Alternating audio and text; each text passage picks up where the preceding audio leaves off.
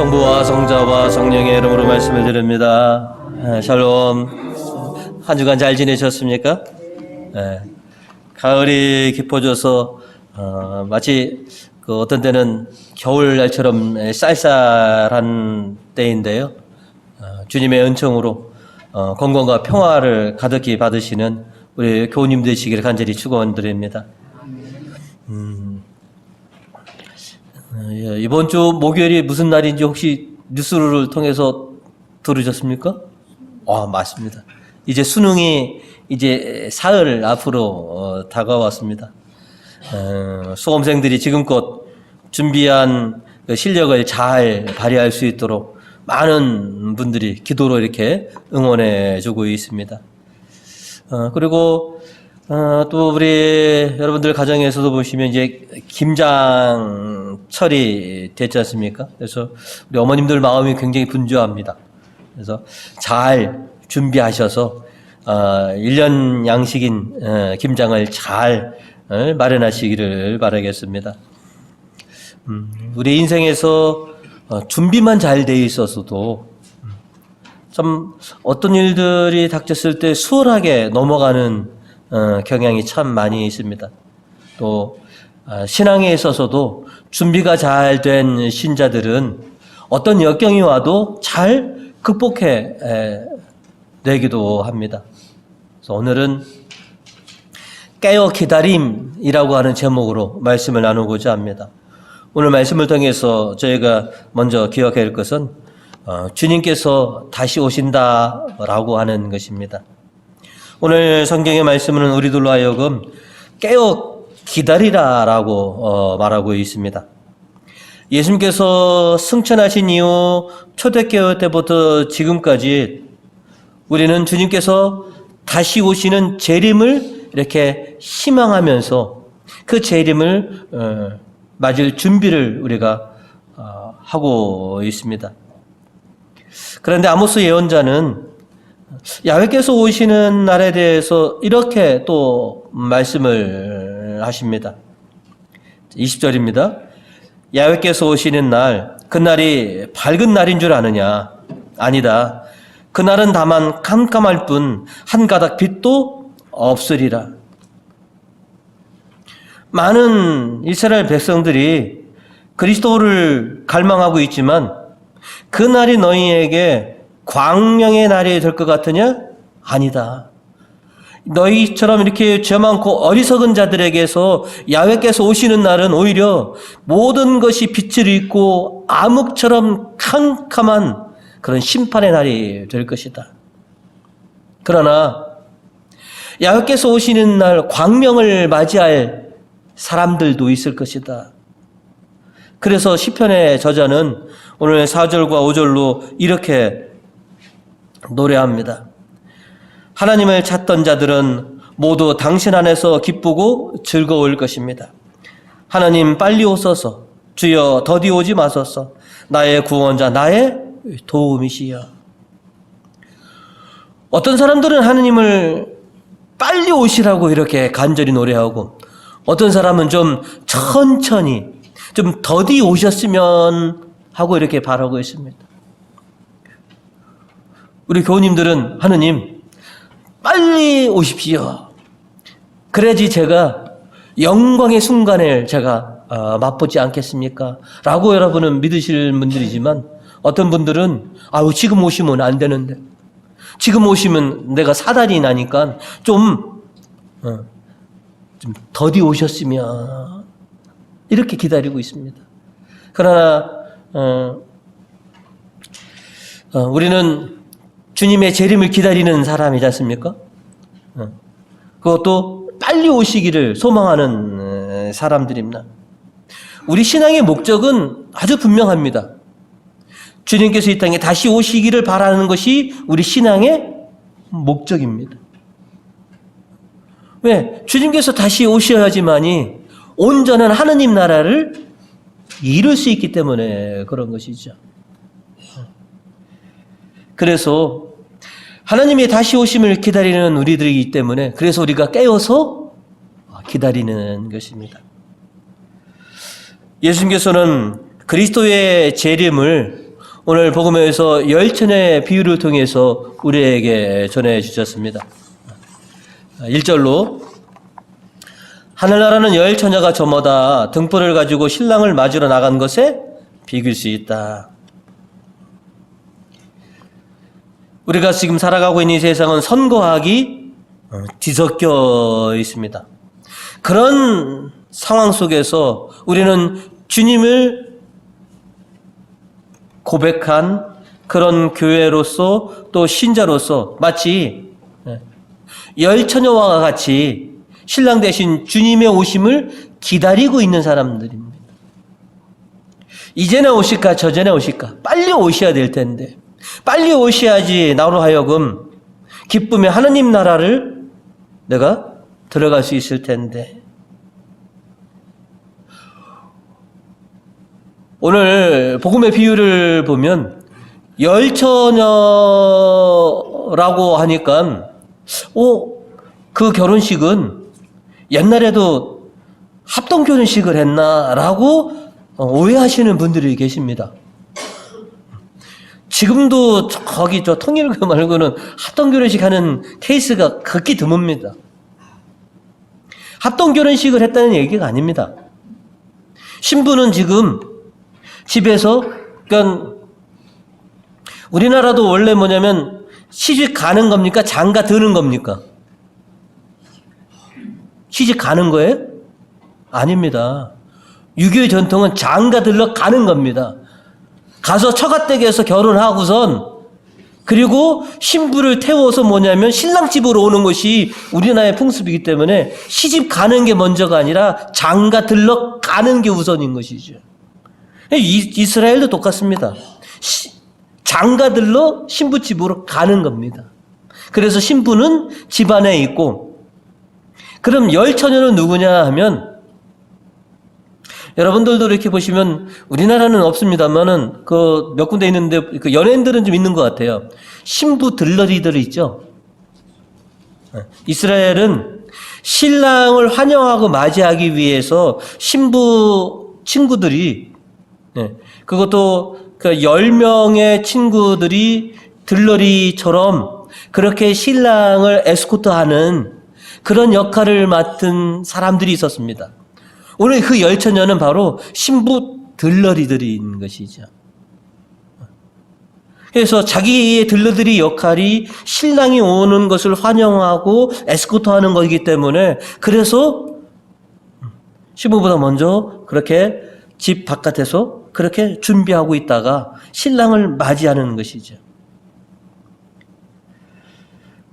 그래서 우리는 아침부터 저녁까지가 하루의 시작이잖아요. 근데 유대인들은 저녁부터 다음날 저녁까지가 하루의 시작이, 우리는 오전이 하루의 시작이지만 유대인들은 해질녘부터가 하루의 시작이거든요. 그러니까 대개 뭐냐면 밤에 이렇게 오는 경향이, 뭐 지금처럼 뭐 핸드폰도 있거나 뭐 시계가 있는 것도 아니고, 그래서 언제 올지 모르기 때문에 혹시나 해가 져서 신랑이 오면 신랑을 에스코트하기 위해서 각자가 등불을 들고, 여긴 등잔이라고 하는데 원래는 뭐 횃불 같은 게 많습니다. 그래서 쭉 도열해서 신랑이 이렇게 화끈하게 결혼식장으로 들어올 수 있도록 그렇게 하는 역할이 열처녀의 역할인 것이죠.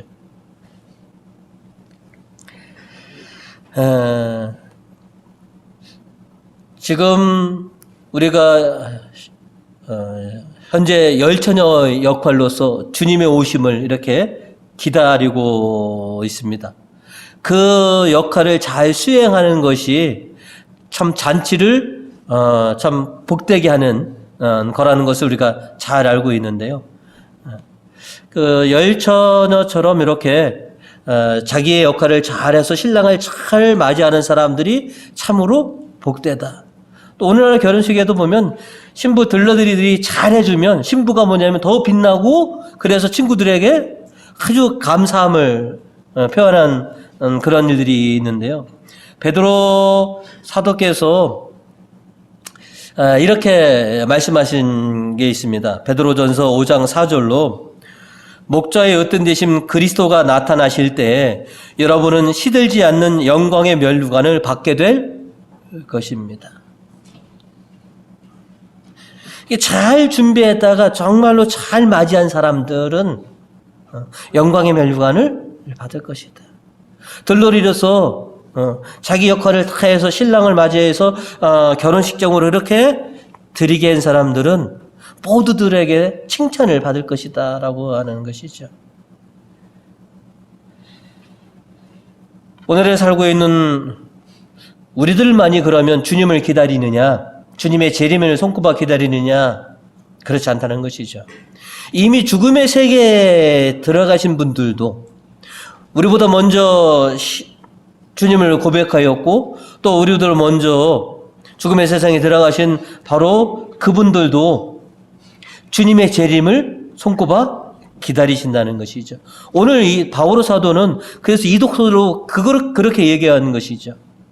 당시 데살로니가 교인들이 바오로 사도에게 우리가 지금 주님이 곧 승천하신 주님이 다시 오시기를 기다리고 있는데 지금 기다리다가 순교를 당해서 지금 돌아가신 사람들은 어떻게 되는 겁니까? 그래서 이 말씀을 하시는 것이죠. 자, 14절로 이렇게 얘기했습니다. 우리는 예수를 믿다가 죽은 사람들을 하나님께서 예수와 함께 생명의 나라로 데려가실 것을 믿습니다. 주님께서 다시 오시면, 주님께서 재림하시면 먼저 죽음의 세계에 들어가신 분들을 먼저 불러내시고 그 다음에 그 당시 살아있는 사람들을 부르셔서 이제 하나님 나라에서 당신과 함께 지내게 해주실 것이다. 그러니까 주님께서 다시 오시는 날에는 죽음의 세계에 들어간 사람이나 당시에 살아있는 사람 모두가 함께 주님과 보내게 될 테니까 어떻게 죽느냐 이런 거에 대해서 걱정하지 말아라. 주님이 오시기 전에 너희가 죽더라도 걱정하지 말아라. 주님이 오시면 너희를 불러서 하느님 나라에 함께 있게 해주겠다. 그러니 죽음에 대해서 두려워하지 말아라. 산자나 죽은 자나 항상 주님과 함께 할 것이다 라고 하는 이 희망을 우리에게 불어넣어주고 있는 것입니다. 여러분, 얼마나 우리가 주님의 재림을 기다리고 있습니까? 다시 말해서 내 죽을 날을 얼마큼 여러분 소망하고 살아가시냐는 것이죠.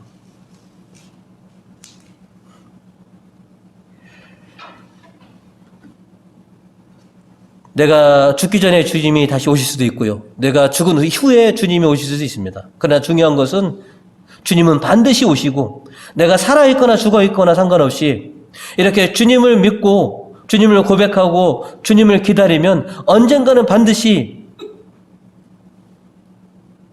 만나게 될 거다라고 하는 것이죠. 그리고 영광의 면류관을 내가 받을 것이다라고 하는 것이죠. 이제 이번 주가 연중 32주일이죠. 이제 2주만 지나면 연중이 끝납니다.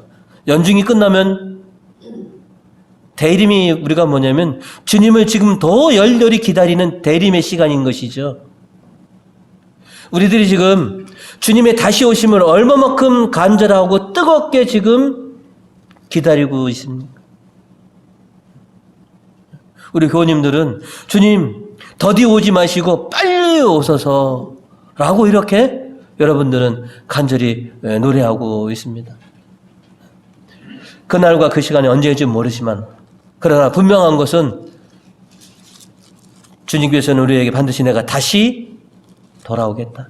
승천하는 그 모습 그대로 너에게 다시 오겠다라고 약속하셨으니 그 약속을 믿고 다시 오시는 주님을 기다리시는 열처녀들이 되시기를 주님의 이름으로 축원드립니다. 두 번째로 기다리되 준비하고 기다려라 라고 하는 것입니다. 주님의 오심을 맞이하기 위해서는 그냥 기다려서는 안 된다는 것이죠. 성경은 우리에게 이렇게 말하고 있습니다. 복음 13절입니다. 그날과 그 시간은 아무도 모른다. 그러니 항상 깨어 있어라.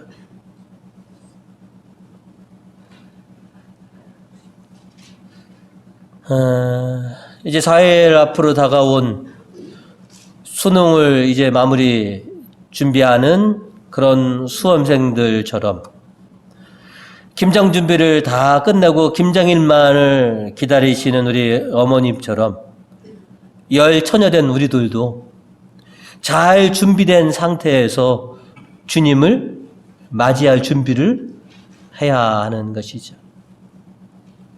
성경은 주님을 기다리는 열 처녀 중에 슬기로운 처녀와 미련한 처녀로 구분을 하고 있습니다.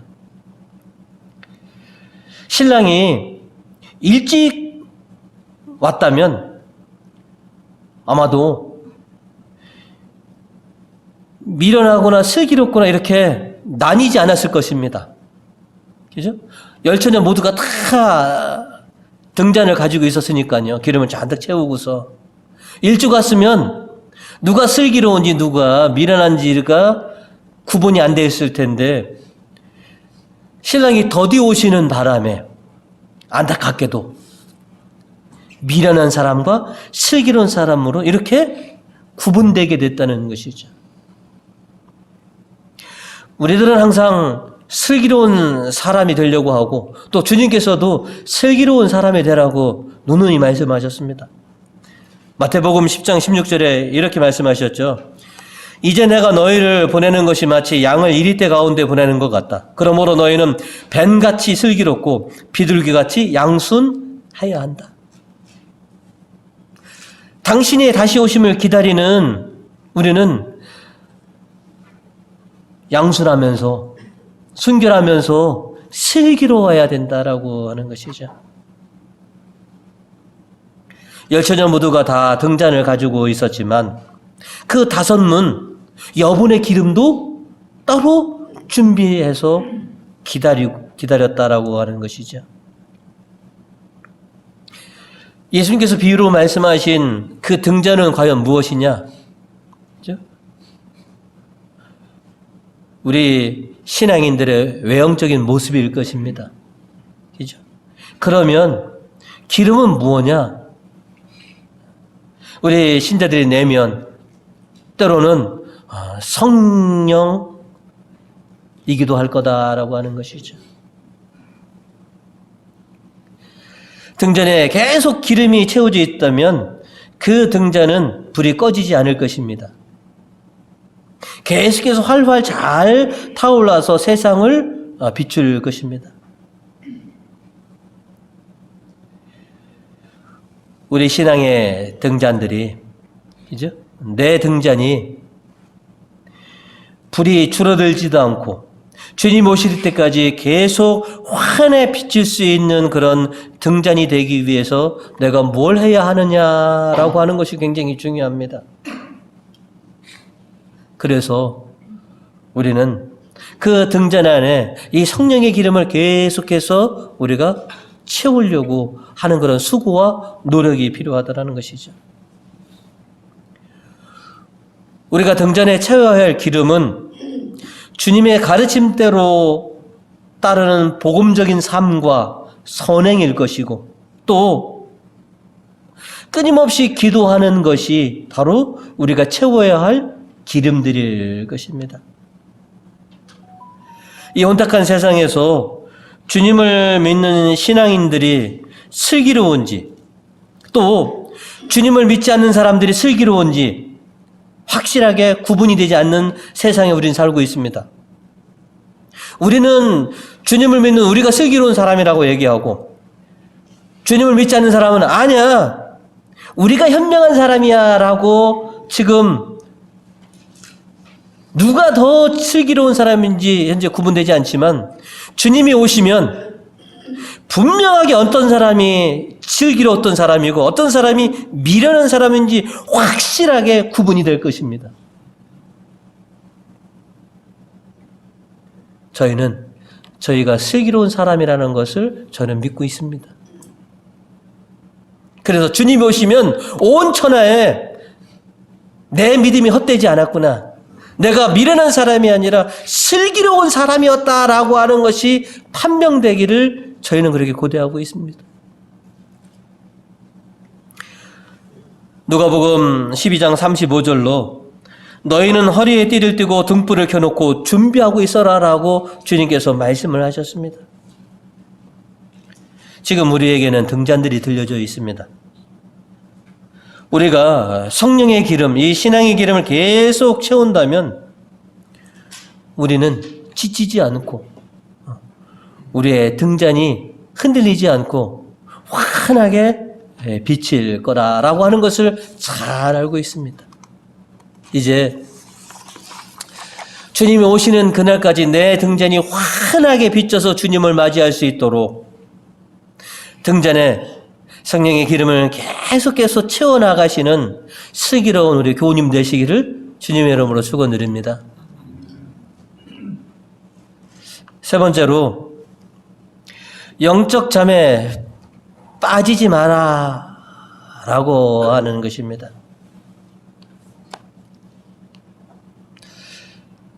열처녀 모두가 등잔을 다 가지고 불을 밝히고 지금 기다리고 있었습니다. 그런데 참 시간 앞에 장사 없다라고 하는 것처럼 신랑이 오는 시간이 기약 없이 이렇게 늦춰지다 보니까 그만 슬기로운 처녀든 미련한 처녀든 모두가 다 꾸벅꾸벅 졸다가 잠이 들고 말았다라고 하는 것이죠. 5절은 이렇게 우리에게 말하고 있습니다. 신랑이 늦도록 오지 않자 처녀들은, 이거는 뭐냐면 슬기로운 처녀, 미련한 처녀 모두 다 똑같다는 것이죠. 모두 졸다가 잠이 들었다라고 하는 것이죠.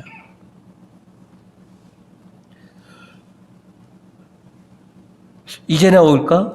저제나 올까? 근데 이게 참 시간이 점점 길어졌습니다. 우리가 주님의 다시 오심을 기다린 시간도 벌써 2000년이 지금 넘었습니다. 그죠? 초대교인들은 승천하신 그 다음 날이든지 아니면 한 일주일 지나면 오실 거라고 생각했는데 하나님의 시간, 우리의 시간이 달라서 그런지 우리 시간으로는 지금 2000년 동안 지금 다시 오지 않기 때문에, 그래서 기다림에 지친 처녀들은 그만 졸다가 잠에 빠지고 말았다라고 하는 것이죠. 처음에는 그죠? 그 여러 같은 마음으로 기다렸습니다. 처음에는 졸음이 오더라도 그냥 눈을 부릅뜨고 그런데 시간이 가면 갈수록 그 열성은 점점 퇴색돼 가고, 에이 2000년 동안 안 오셨는데 뭐 내 살아생전에 오시겠어? 아직도 나에게는 시간이 많으니까 잠깐 쪽잠이라 좀 붙일까? 이렇게 나태해지고 해서 영적인 잠에 빠져든 분이 많습니다. 우리가 그래서 냉담하신 분들을 가리켜서 뭐라고 합니까? 잠자고 계신 분들이 많다라고 얘기하지 않습니까? 그분들이 왜 잠자고 계십니까? 아직 오시려면 멀었어. 그러니까 잠시 쪽잠 붙이다가 김병에 효자 없다라고 하는 말 있죠. 아무리 효자라도 병이 깊어지면 그죠? 좀 소홀하게 되는 면이 있는 것처럼 신자도 뜨거운 신앙과 열성들이 여러분 우리가 다 있었지만 이것이 주님의 오시는 시간이 길어지면 그 신앙의 열화가 사그라들고 잠에 빠지는 경우가 있다라고 하는 것이죠. 그래서 우리 교회도 보시면 얼마나 많은 분들이 깊은 잠에 지금 빠져 있는 분들이 있습니까? 특히 코로나로 인해서 정말로 보시면 굉장히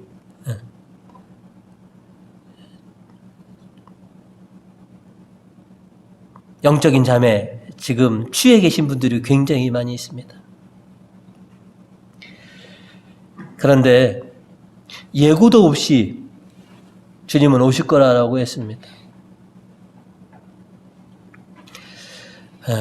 우리들의 신앙을 이렇게 보면 그냥 갑자기 닥치는 일은 없습니다. 세상의 모든 일은 전조현상이라는 게 있습니다. 지금도 지진이 일어나기 전에 전조현상이 있고요. 우리들도 몸이 아프기 전에, 내가 큰 탈이 나기 전에 분명히 전조현상이 있었고요. 어떤 큰 사건이 터지기 전에 분명히 전조현상이 있었습니다. 하나님은 우리 삶 주변에 수많은 신앙의 센서를 부착해 두셔서 그 센서를 통해서 우리가 어떤 일이 닥칠지 대비하라고 지금 경고해 주고 있지만, 그 경고를 읽지 못하면 그냥 깊은 잠에 빠져드는 거고 침체 속에 빠져들고 마는 것입니다.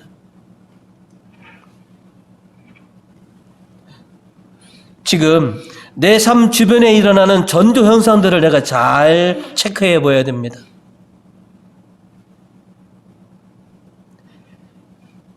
그리고 어떤 순간, 오늘 6절은 이렇게 얘기합니다. 그런데 한밤중에 저기 신랑이 온다, 어서들 마중 나가라 하는 소리가 크게 들렸다. 그래서 잠들었던 이 처녀들은 모두 화들짝 깨게 되는 것이죠. 얼마나 감사한 겁니까? 우리가 신앙생활 하다 보면 뜨거웠던 때도 있고요. 그죠? 그 열기가 식혀질 때도 있는데, 그때 누군가가 다시 일어서야지. 지금 네가 지금 네 신앙의 불꽃이 사그러들고 있어라고 한다면 다시 기름을 채워야 되지 않겠습니까?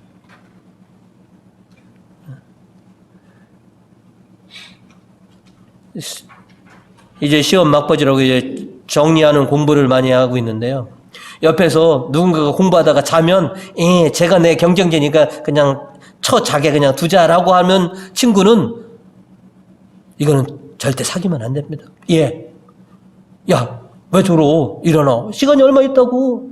이렇게 깨워주는 누군가가 있다는 것. 그리고 누군가가 옆에서 계속 깨워줌에도 불구하고 벌떡 일어나지 못하고, 그냥 냅둬. 나 그냥 자버릴 거요. 라고 한다면 얼마나 불행한 인생이 되겠습니까?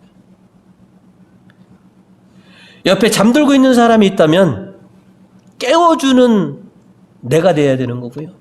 내가 잠들었다면 누군가가 나를 깨우면 화들짝 일어나는 그런 사람이 되어야 되겠다라고 하는 것이죠.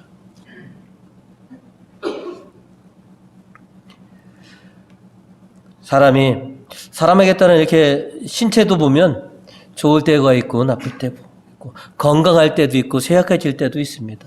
그러나 한번 쇠약해졌다고 계속 쇠약해지는 건 아닙니다. 승할 때가 있으면 퇴할 때도 있는 것이죠. 그러나 중요한 것은 내가 언제까지 이 신앙의 등불을 밝혀야 되느냐. 우리는 간단합니다. 주님이 오시는 그날까지, 내 생명이 다하는 그날까지 주님을 기다리는 이 신앙의 등불을 환하게 비치는 것. 그러기 위해서 등자는 모든 사람, 모든 크리스찬에게 하나님께서 다 주셨습니다. 당신을 고백하고 세례받은 모든 이들에게 그 신앙의 등불을 다 주셨는데, 그 안에 기름은 우리가 채워 넣어야 되는 것이죠. 더디 오시니까 기름을 더 준비해야 되겠구나. 내 등불이 지금 깜빡깜빡거리고 있으니까 기름을 더 채워야 되겠구나. 심지를 좀 손봐야 되겠구나. 내 불이 지금 잦아들고 있으니까 성령의 그 기름을 더 채워야 되겠구나 라고 우리가 그런 수고들을 해야 되는 것이죠. 그래서 나뿐만 아니라 많은 사람에게도 환한 빛이 될 수 있는 그런 등불을 밝히는 우리의 삶이 되어야 되지 않겠느냐 하는 것이죠. 주님은 요구하고 계십니다. 내가 올 때까지 나를 맞이하기 위해서 깨어서 기다려라.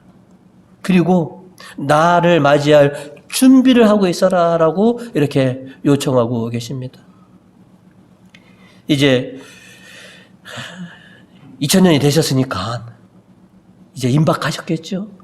이 세상의 흉흉한 소리를 들으면 점점점 당신이 오시는 때하고 점점 비슷해져 가고 있습니다. 이제 주님이 다시 오시는 때가 임박하고 있으니 깨어서 주님을 맞이하시는 우리 교우님 되시기를 주님의 이름으로 축원드립니다.